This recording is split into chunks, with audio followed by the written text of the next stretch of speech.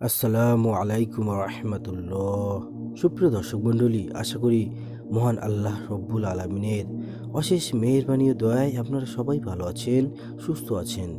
যারা আল্লাহর হুকুমে সুস্থ নেই তাদের জন্য সুসংবাদ নিয়েই আজকের ভিডিওটি সাজিয়েছি। দর্শক, আজকে আমরা 3টি রোগ নিয়ে আলোচনা করব। যে 3টি রোগ কোনো মুমিন মুসলমানকে আক্রমণ করলে সে ব্যক্তি খুবই সৌভাগ্যবান এবং তাকে জান্নাতি বলেও ধরে নেওয়া যেতে পারে, কিংবা সে ব্যক্তি আল্লাহর খুবই প্রিয় হয়ে থাকেন। কেননা রোগসমূহ মুমিনের জন্য বেশিরভাগ সময় গুনাহের কাফফারা হয়ে থাকে। আমরা বিভিন্ন রোগে অসুস্থ হয়ে পড়ি। এই অসুস্থতা আমাদের গুনাহ ক্ষমা করার জন্য ওসিলা। মানুষের উপর যেই বিপদ আপদ বা অসুস্থতা আপতিত হয় তার জন্য তার কর্মফল দায়ী। আবার একইভাবে এই সকল অসুস্থতা বিপদ আপদ মানুষের গুনাহসমূহ ঝরিয়ে দেয়। রাসূলুল্লাহ সাল্লাল্লাহু আলাইহি ওয়াসাল্লাম ইরশাদ করেন, যে ব্যক্তি অসুস্থ অবস্থায় ধৈর্য ও সহিষ্ণুতার সঙ্গে একটি রাত অতিবাহিত করবে, আল্লাহ তাআলা তাকে সদ্যজাত শিশুর ন্যায় নিষ্পাপ করে দিবেন। সুবহানাল্লাহ। রাসূল সাল্লাল্লাহু আলাইহি ওয়াসাল্লাম আরও বলেছেন, সত্যের নিকটবর্তী থাকো এবং সরল সোজা পথ অবলম্বন করো। মুমিনের যে কষ্টই হোক না কেন, এমনকি তার গায়ে যদি কোনো কাঁটাও বাঁধে বা সে কোনো বিপদে পতিত হয়, সব কিছুতেই তার গুনাহের কাফফারা হয়। তিরমিজি হাদিস 3038 নম্বর। হযরত আবু হুরায়রা রাদিয়াল্লাহু তাআলা আনহু থেকে বর্ণিত, রাসূলুল্লাহ সাল্লাল্লাহু আলাইহি ওয়াসাল্লাম বলেছেন, আল্লাহ যার মঙ্গল চান তাকে দুঃখ কষ্টে ফেলেন। বুখারী হাদিস 5645। সুবহানাল্লাহ। সুতরাং রোগ মুক্তির জন্য ব্যস্ত হয়ে যাওয়া ঠিক নয়, বরং ধৈর্যের সাথে আল্লাহর সাহায্য চাওয়া উচিত। কথায় আছে যে বদ লোকেরা অসুস্থ কম হয়, অর্থাৎ অসুস্থতাও আমাদের জন্য আল্লাহর তরফ থেকে বিশাল এক নিয়ামত। আল্লাহ রব্বুল আলামিন কোরআনে বলেছেন, আমি কোরআনে এমন বস্তু নাজিল করেছি যা মুমিনদের জন্য নিরাময় ও রহমত। সূরা বনী ইসরাইল আয়াত নম্বর 82। হাদিস শরীফে এসেছে, রাসূলুল্লাহ সাল্লাল্লাহু আলাইহি ওয়াসাল্লাম বলেন, দুটি নিয়ামতের ব্যাপারে অসংখ্য মানুষ ক্ষতিগ্রস্ত, অর্থাৎ এই দুটি নিয়ামতের যথাযথ মূল্যায়ন না করার কারণে তারা কল্যাণ বঞ্চিত। আর এই দুটি নিয়ামত হলো সুস্থতা ও অবসর। বুখারী হাদিস 6412 নম্বর, বুখারী হাদিস 6421 নম্বর ও 6422 নম্বর হাদিস। সুতরাং সুস্থতা নিঃসন্দেহে আল্লাহর পাকের বড় নিয়ামত।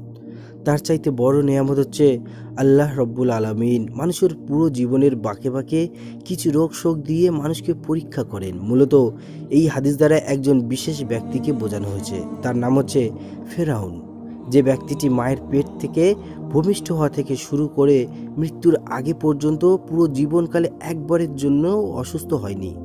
আবার অপর হাদিসে এসেছে, হযরত আয়েশা রাদিয়াল্লাহু তাআলা আনহা তিনি বলেন, আমি রাসূলুল্লাহ সাল্লাল্লাহু আলাইহি ওয়াসাল্লামের চেয়ে বেশি রোগ যন্ত্রণা ভোগকারী অন্য কাউকে দেখিনি। বুখারী হাদিস 5646। শুধু রোগ ব্যাধি কেন, মুমিনের যে কোনো দুঃখ কষ্টের বিনিময়ে মহান আল্লাহ তাকে পাপ মুক্ত করেন। হযরত আবু হুরায়রা রাদিয়াল্লাহু তাআলা আনহু থেকে বর্ণিত, রাসূল সাল্লাল্লাহু আলাইহি ওয়াসাল্লাম বলেছেন, মুসলিম ব্যক্তির উপর যে কষ্ট, ক্লেশ, রোগ ব্যাধি, উদ্বেগ, উৎকণ্ঠা, দুশ্চিন্তা, কষ্ট, পেরেশানি আসে, এমনকি যে কাঁটা তার দেহে ফোটে, এসবের মাধ্যমে আল্লাহ তার গুনাহ ক্ষমা করে দেন। বুখারী হাদিস 5641। সুপ্রিয় দর্শক মণ্ডলী, আমরা ভিডিওর শুরুতে বলেছিলাম বিশেষ 3টি রোগের কথা যা সচরাচর আমাদের হয়ে থাকে। রাসূলুল্লাহ সাল্লাল্লাহু আলাইহি ওয়াসাল্লাম বলেন, আল্লাহ যে ব্যক্তির কল্যাণ কামনা করে তাকে তিনি দুঃখ কষ্ট পতিত করেন। বুখারী হাদিস 5645। তার মধ্যে সর্বপ্রথম যে রোগটি তা হলো চোখ ওঠা। আমাদের প্রিয় নবীজি রাসূলুল্লাহ সাল্লাল্লাহু আলাইহি ওয়াসাল্লাম চোখে সুরমা দিতেন। এটা সুন্নত। ভ্রু কাটাকাটি অপছন্দনীয় কাজ।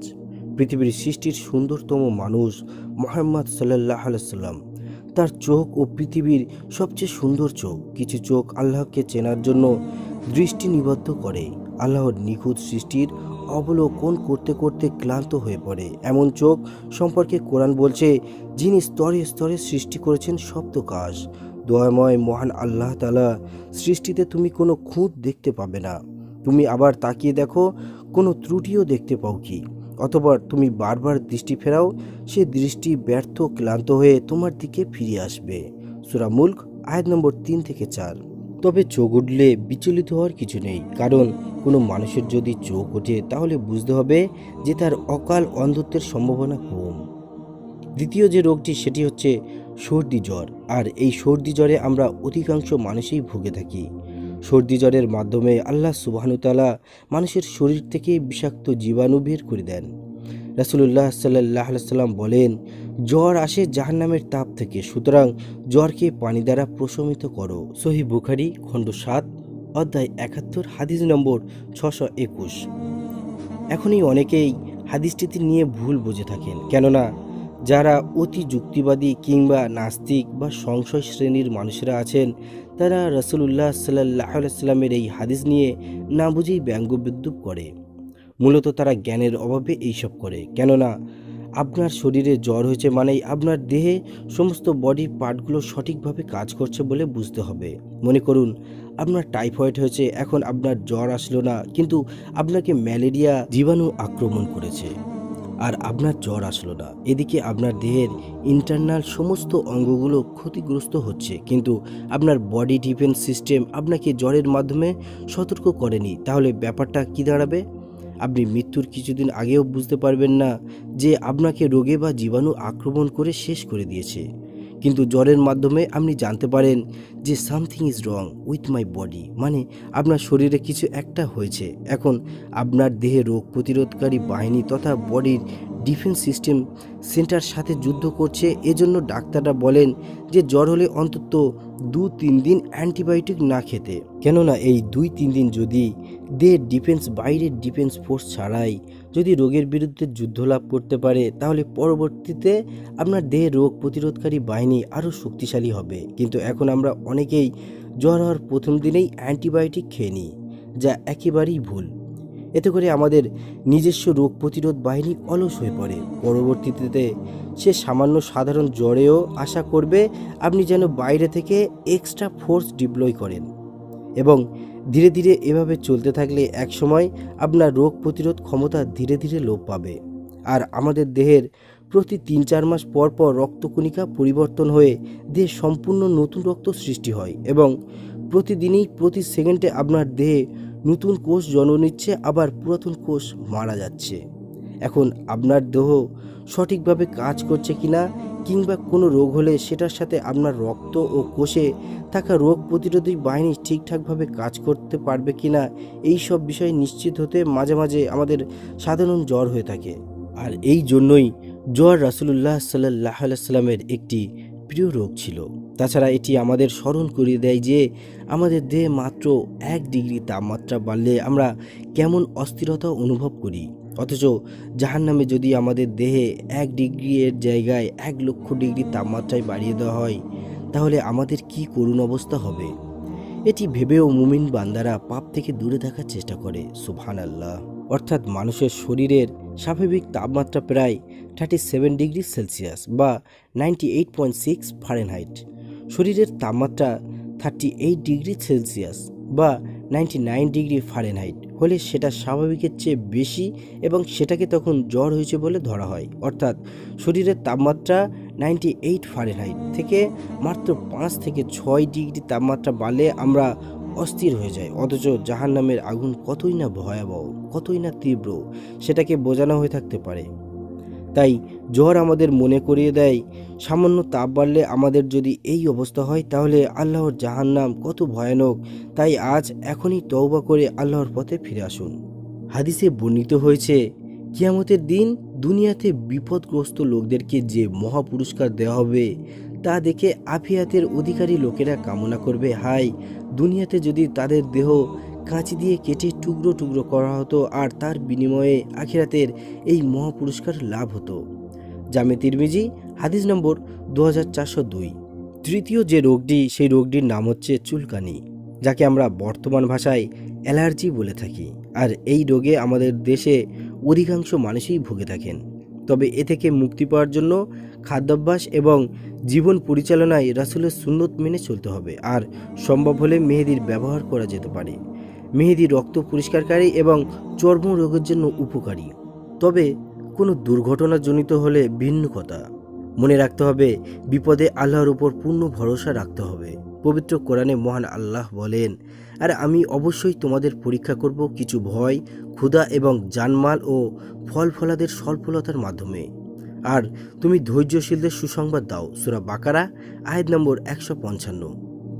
কিন্তু আল্লাহর রাসূল সাল্লাল্লাহু আলাইহি সাল্লাম আবার উপদেশ দিয়েছেন, যদি তোমাদের কোনো রোগ আক্রমণ হয় তোমরা সাথে সাথে আল্লাহর সাহায্য প্রার্থনা করো, পাশাপাশি চিকিৎসা সেবা গ্রহণ করো। সুতরাং যে কোনো রোগ থেকে অবশ্যই আল্লাহ তাআলার সাহায্য চাওয়ার পাশাপাশি চিকিৎসা সেবা গ্রহণ করবে, কেননা চিকিৎসা সেবা গ্রহণ করা রাসূল সাল্লাল্লাহু আলাইহি সাল্লামের সুন্নত।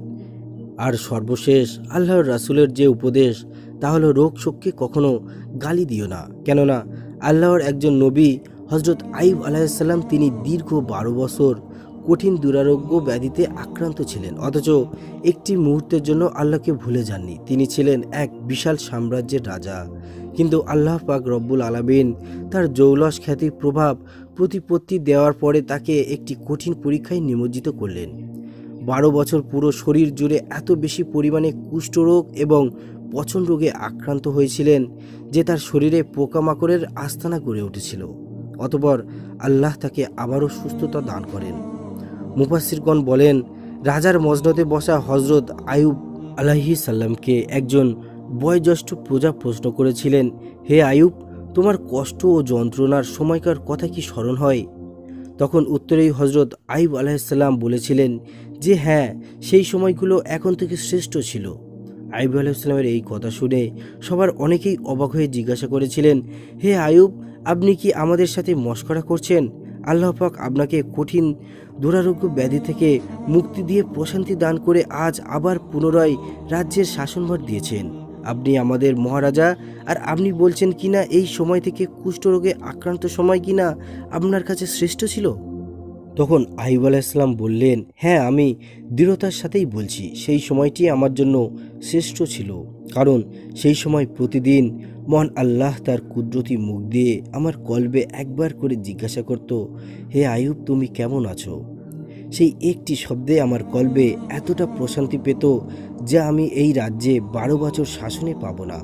সুপ্রিয় দর্শক শ্রোতা, মুমিন বান্দাদের প্রতি আল্লাহর অফুরন্ত রহমত বরকত হয়, এটা আল্লাহ তাআলার ঘোষণা। যে ব্যক্তি আল্লাহর হয়ে যায়, সমগ্র পৃথিবী সেই বান্দার জন্য সহজ হয়ে যায়। রাসূলুল্লাহ সাল্লাল্লাহু আলাইহি সাল্লামের হাদিসে মুমিন বান্দার জন্য সুসংবাদ এসেছে।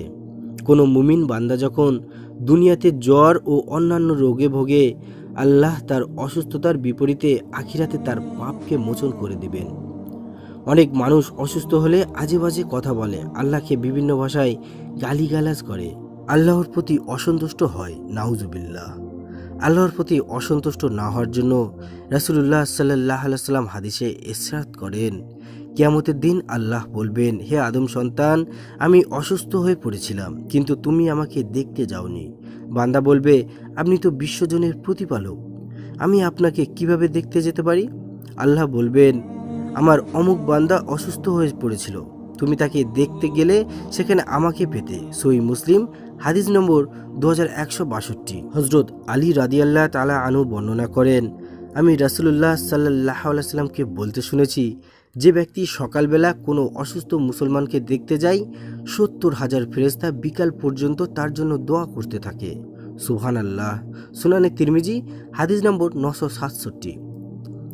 হযরত আবু হুরায়রা রাদিয়াল্লাহু তাআলা আনহু হতে বর্ণিত, তিনি বলেন যে একবার তিনি রাসূলুল্লাহ সাল্লাল্লাহু আলাইহি ওয়াসাল্লামের সঙ্গে এক জ্বরের রোগী দেখতে যান।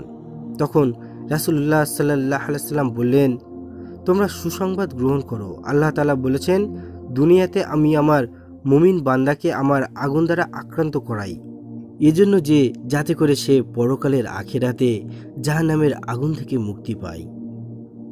ইবনে মাজাহ। সুতরাং প্রত্যেক মানুষেরই উচিত যে কেউ অসুস্থ হলে তাকে দেখতে যাওয়া এবং অসুস্থতা অবস্থায় আল্লাহর ইবাদত বন্দেগীর মাধ্যমে আল্লাহর সাহায্য কামনা করা। অসুস্থতার সময় আল্লাহর সম্পর্কে সুধারণা পোষণ করা, কোনো প্রকার অশালীন মন্তব্য তথা অধৈর্য না হয়ে আল্লাহর রহমতের প্রতি অবিচল অটল থাকা। আল্লাহ সমগ্র মানবজাতিকে উক্ত হাদিসের উপর আমল করার তৌফিক দান করুন। আমিন।